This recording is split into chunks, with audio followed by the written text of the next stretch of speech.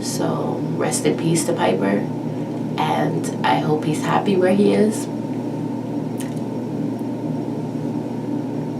And yeah, that's pretty much where I stand on the subject.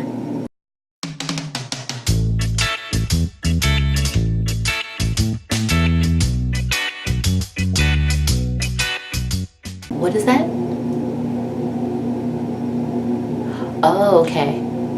Nick says, just go ahead and hit that subscribe button right now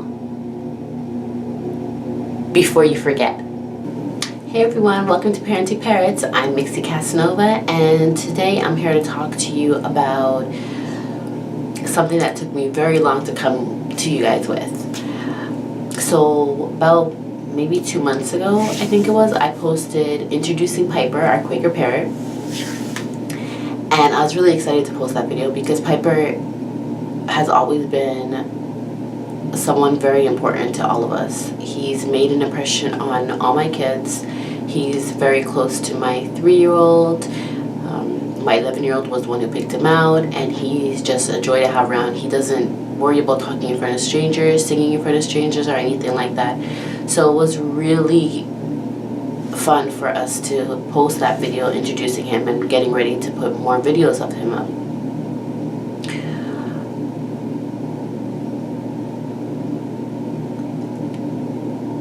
Unfortunately, we lost Piper,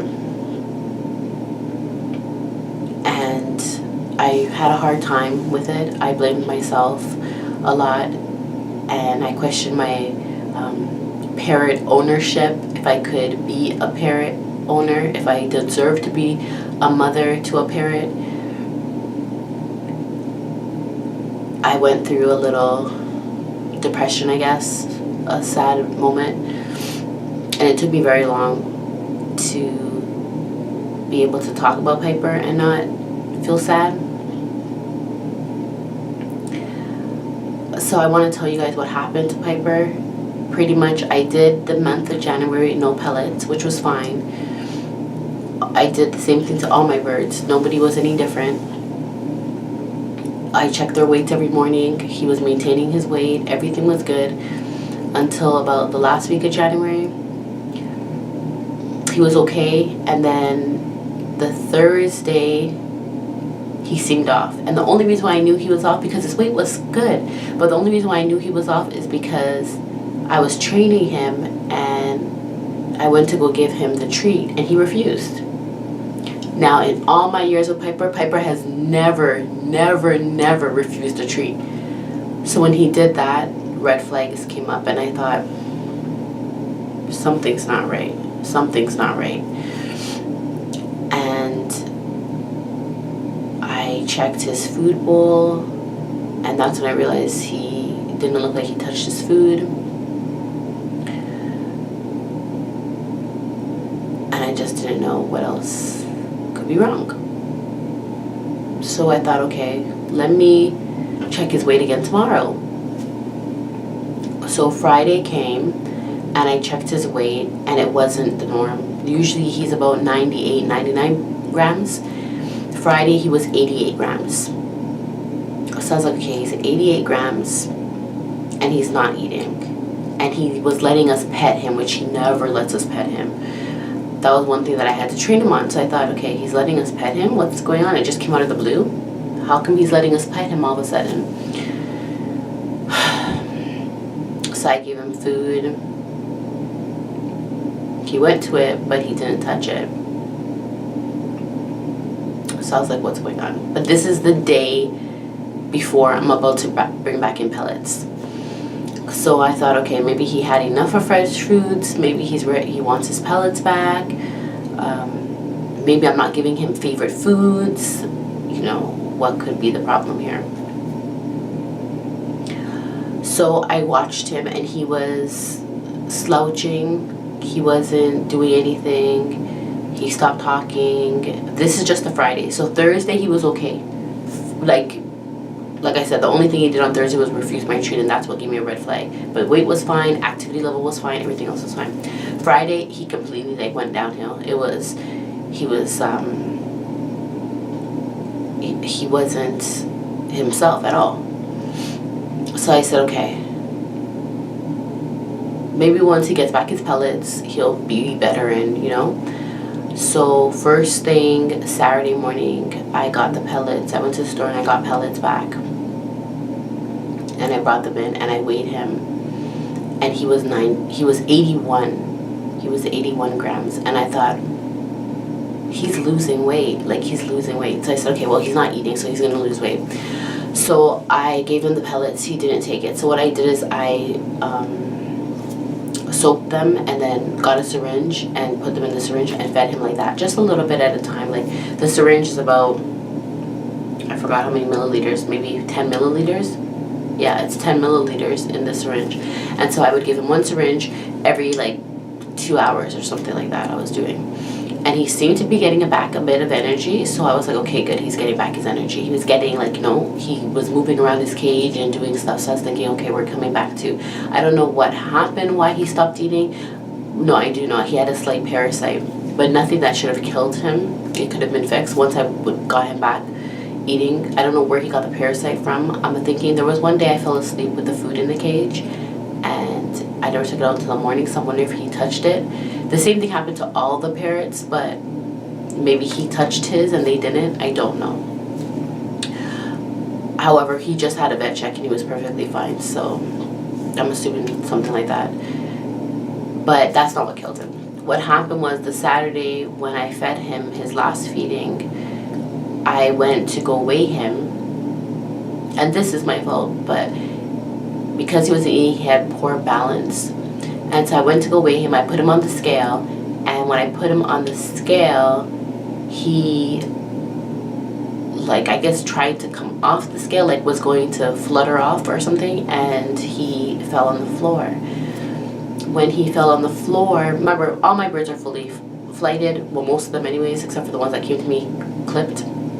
When he fell on the floor, he hit his, I think it's called the kneel bone, the bone that's right in the middle of their chest. And I picked him up right away, said, oh my gosh, Piper, and I put him on the table, and he kneeled over and died.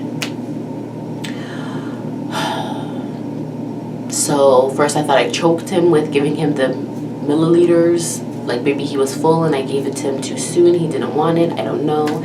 I went through a really hard time with it.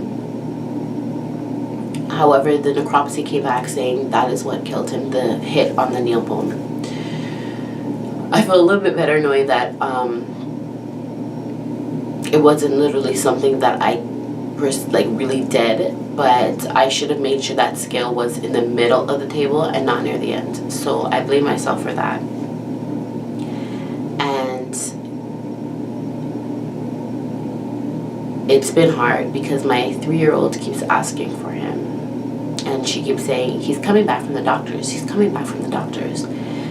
So we've gotten to the point where we thought maybe we should get another Quaker parrot and name him or her Piper, and then just teach her all the things that he knew, and tell my 3-year-old the reason why he's not saying the usual things is because he's suffered memory loss and we have to reteach it him. We thought about that. Right now I've opted out not to do it because I just can't. So we haven't done that, and I don't think we're going to, because I just can't picture myself bringing another Quaker here and it not being Piper. I can't. So I'm sorry for the sad post, but I thought I should let you guys know. And it really is a touching subject because on my blog, which is www.parentingparrots.com, I talk about wing clipping, and I really downplayed it. Like I said, clip your wings if you have to, that's up to you. For me, I'm against wing clipping. I believe that all parrots should be fully flighted because that is what they're made to do. Birds are meant to fly. So if you're going to clip their wings, why get them, right? And I was very soft with it, and now I'm really adamant that I'm really against wing clipping, and for the precise reason that what happened to Piper could definitely happen to a bird that was clipped because they flutter off. And I know that because when I received my black lorry, like every bird that I received came to me clipped. and so they do flutter off wherever you put them, especially when they're trying to get away. And that could easily mean them going down to the ground and slamming their bone on the floor. Now, it shouldn't happen if they're properly clipped, because if they are properly clipped, they should be able to glide a bit. However, clipping is clipping, and it doesn't give them the balance that they're supposed to have. So I guess this is opposed to me telling you guys I'm completely against wing clipping now. I definitely do not support it, and I hope that anyone who does clip their wings think twice about it and really consider if it's for your benefit or if it's really for the parrot's benefit. If it's for the parrot's benefit, then of course you're doing the best for the parrot. But if you see that there's more pros for you than for the parrot, then maybe you should just think twice about getting that bird, or just think if there's a way that you can maybe have their wings fully flighted and still manage them. I don't know. I'm just saying, I think that there's so much dangers that come from wing clipping now, because I keep on thinking this is exactly what would have happened to a clipped bird. And maybe I'm wrong for thinking like that. Maybe I'll think differently again and change my mind again in 2 to 3 weeks. But this is just how I feel at this moment. I'm sorry for the sad post, guys. I hope this doesn't discourage anyone from following me. I'm still very dedicated to my parrots, even more now than ever again. And we're moving forward. And I have to be honest with you guys, because you guys are now our family. So I thought I have to share that with you.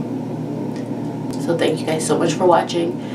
Don't forget to subscribe, comment, and unfortunately I can't say like this video, but definitely comment if you have a clipped bird, why you clip their wings. If you agree with me with not clipping their wings, it'll be good to see how many people agree and how many people don't. Okay? Thanks, guys. Ciao.